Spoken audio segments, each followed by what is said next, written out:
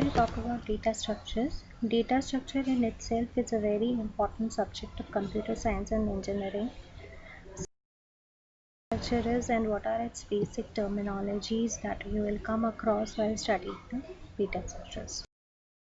What we cover in today are data structures, basic terminologies, the general definition of data structure, what are the basic operations that you can perform on data structures, what different types of data structures we can have, and what are the basic introductory concepts of different types of data structures that have been introduced. So firstly, the basic terminologies that we come across in data structures. So the very first term is entity.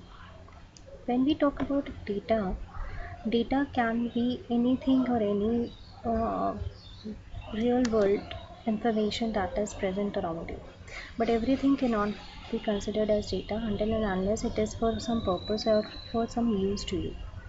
So basically entity is the real world object which has certain significance pertaining to a particular scenario. Like suppose if I want to talk about the college or the students, then college, students, university, the infrastructure, the courses, and everything related to it will come under the category of entity. So a student is an entity, college is an entity, university is an entity, courses are entity, the subjects are entity, the faculties are entity, and so forth. Now when we group together different kinds of entities which have some common features, and that it is known as an entity set. Like in case of students, if I want to group together different students which are pursuing BTech course and those students who are pursuing CS course, then they can be grouped together under the common features of common subject code as an entity set. So CSE students is an entity set. Engineering college is an entity set. Now if I am talking about any particular student or any particular object which can be distinguished from every other object or every other entity, particular entity present in an entity set, that is known as an object. Like everyone is a student, but every student is an individual. How they can be distinguished? By depending upon their distinctive features. Like every student has a unique name, a unique roll number, so they will be an individual. There has to be one or the other feature which is distinguish one student from the other. That will be the identifying feature for it. Attributes. Attributes in general can be identified as the features of an entity. Like if I'm talking about student as an entity, then the student will have its own roll number, name, etc. So those will be attributes for the entity student. Now there are multiple relations which connect different entities together. Like students, they study in university, so study is a relationship between student and university, two different entities. When we collect certain data sets under one roof, same kind of data sets under one roof, it is known as a record. And then there are multiple records which are collected under a single roof, it will be known as a file system or a file. Now since we have learned about the basic terminologies that we may come across while studying for the data structure, then we can come up with what actually data structure is. It's a logical model for representing any particular organization. It can be chosen if it has the following properties. Firstly, it should be able to represent the inherent relationship between the data and its real world. And it must also be side by side very simple enough to process this data efficiently whenever it is needed. So in general, I can say that it is defined as the mathematical and logical representation of data so that it can be processed and retrieved in a much more efficient and easier manner. Since we have known what data structure is, there will be multiple operations that can be processed or applied over any kind of data structure. So generally data structure, so the very first term is entity.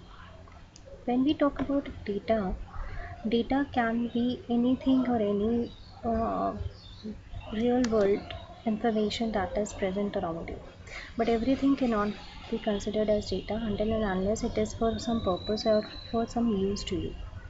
So basically entity is the real world object which has certain significance pertaining to a particular scenario.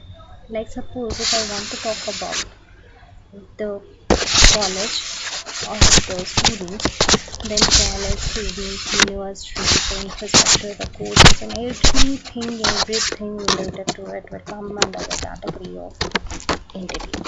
So, a student is an entity, college is an entity, university is an entity, courses are entity, the subjects are entity, the faculties are entity, and so forth.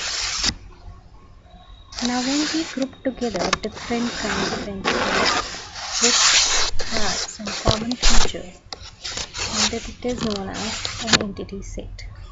Like in case of students, if I want to group together different students which are pursuing BTech course and those students who are pursuing CS course, then they can be grouped together under the common features of common subject code as an entity set. So CSE students is an entity set. Engineering college is an entity set. Now, if I am talking about any particular student or any particular object which can be distinguished from every other object or every other entity, particular entity present in an entity set, that is known as an object. Like everyone is a student, but every student is an individual. How they can be distinguished? By depending upon their distinctive features. Like every student has a unique name, a unique roll number, so they will be an individual. There has to be one or the other feature which is distinguish one student from the other. That will be the identifying feature for it. Next we have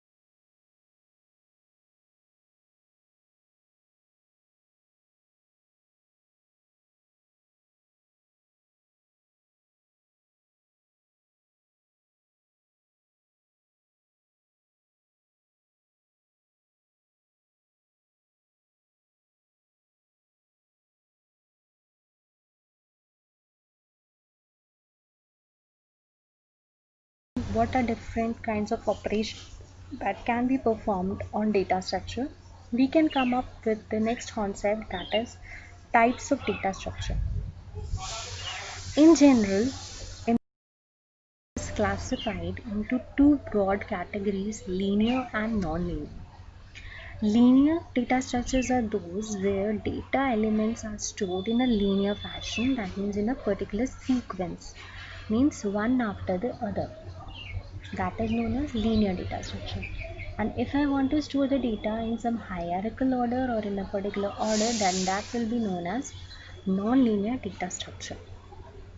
Now these linear and non-linear data structures are further classified as array, linked list, stacks and queues, which come under the category of linear data structure, and tree and graph, they both come under the category of non-linear data structure. In detail, we will be discussing these kinds of data structures, their operations, their real-world applications, and other concepts related to them, and their further examples and their usages in our further lectures. But in this lecture, I will be giving you a brief introduction or introductory concept of all these 6 data structures. Structure which we want to discuss. Since we have known what data structure is, there will be multiple operations that can be processed or applied over any kind of data structure. So generally data structure has multiple operations.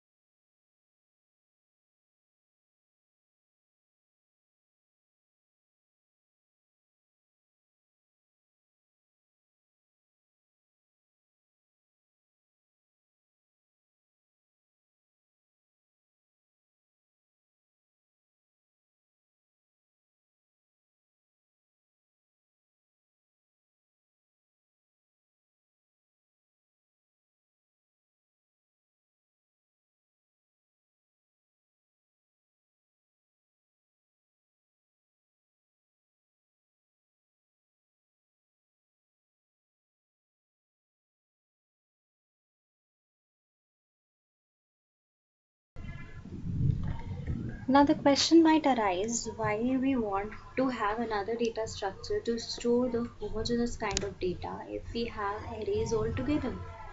So let's suppose if I want to store the data of those 5 students which we had stored in the array, and now I do not have sufficient space or the continuous space to store those 5 students. So can't I store my data? No, I can. How? I do have 5 spaces to store the data, but the data is stored on some scattered locations. So how will I access those scattered locations data? To access those or to store those, what I did, I created another data structure which is known as linked list. A linked list stores the data in the form of nodes, where each node consists of 2 parts. The first will hold the data item and the next will hold the pointer to the next node. Let me explain it through an example. Let's suppose if I have 3 data values A, B and C to be stored in my data value structure. So I'll have a pointer start which will point to the very first free location available in my memory where I will store the data value A. Then the pointer part of that node A will point to the next free location available in the memory where I will store the value B, and which will point to another free location where I will be storing the data value C. Now, since I had only these 3 values to be stored, so what I will do, I do not need any further free locations to be pointed to. So I'll put the pointer to the next node as null, which will mark the end of the list. So what I did, I have consecutively or in a linear fashion stored my data in some scattered locations. So you may say array is a linear data structure in the way it stores the data, and linked list is a linear data structure in a way how it accesses the data in a linear fashion. That means In a sequence, you will access the data A, then B, and then C. Suppose I want that my data to be accessed in such way that the last data that has been inserted in the data structure should be accessed first. So in that case, I will make use of last in first out data structure, which is known as stack. Here, the data is always inserted and always deleted from the top of the stack. It is also known as closed on one side data structure. For an example, you may see if I ask you to submit 15 assignments from your class, what you will do, you will put one assignment over the top of the other. And when I'll start evaluating those assignments, I'll pick up the topmost or the last submitted assignment first, and then I'll evaluate it. So what I did, I accessed the last submitted or last input data or last input assignment first. So this is an example of stacks. Now suppose if I do not want the accessing to happen this way, what I want is that the data which has been inserted first should be accessed first. There comes another data structure, queues, which is also known as first in first out data structure. Here the data is always inserted from the rear end and always deleted from the front end. For an example, you can take, if I want to buy a ticket from the ticket booking counter, we stand in a queue. Every new member who is standing in the queue comes from the back of the queue, and every member who is leaving the queue is leaving from the front of the queue.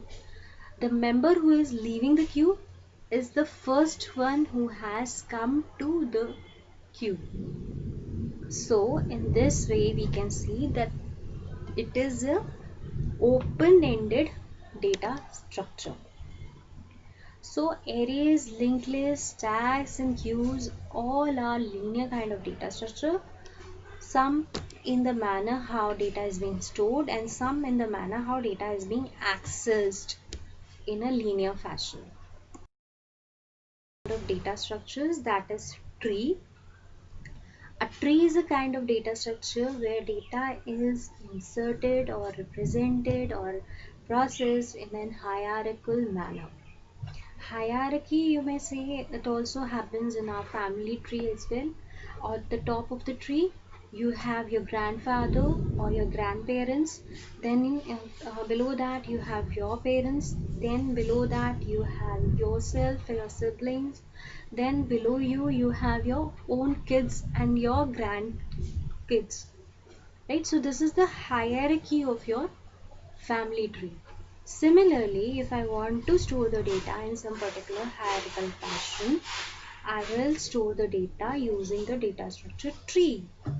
A tree will have a root, its branches, its nodes, and the leaves. Every data element or every data value stored is known as a node. In this example given, node A, B, C, D, E, F, G all are the nodes of the tree. Node A is known as the root of the tree, which is always standing or sitting at the top of the tree. The edges which connects different nodes to each other are known as the branches. The nodes at the same level are known as the siblings. Here, nodes B, C and D are known as the siblings. Nodes E, F, G are known as the siblings. Node B, C and D are child nodes to parent A. E, F are child node to parent B, and G node is the child node to parent C. Those nodes which cannot be extended further are known as the leaf nodes. By that definition, node E, F, G are the leaf nodes. Structure is a graph. A graph is generally used where we want to represent the network information. It consists of vertices and edges. So mathematically I can say that a graph is a set of or an ordered set of vertices and edges. This means firstly we'll define all the vertices and then we'll define all the edges, and the complete set will be known as a graph. So in this example we may say that the set of vertices is A, B and C, and the set of edges is A, B, B, C and C, A. Now through this graph you can see you can move from A to B or B to A, B to C or C to B. There is no restriction in movement, but you can restrict the movement by putting some direction. That means if I put an edge from A to B and B to C, this means I can move only from A to B but not from B to A in the reverse order. Such kind of graphs where I define the direction of movement is known as directed graph, and those graphs where some value is being put on over the edges, that is known as weighted graph. So this particular example is a non-weighted, non-directional simple graph. There are other kinds of graphs as well which we will be discussing in detail when we will discuss graphs in detail. But for simplicity's sake, graphs are generally the common ordered set of vertices and edges. It is used to solve the network problems. So that's it for this lecture. The next lecture we'll discuss the further concepts. Thank you.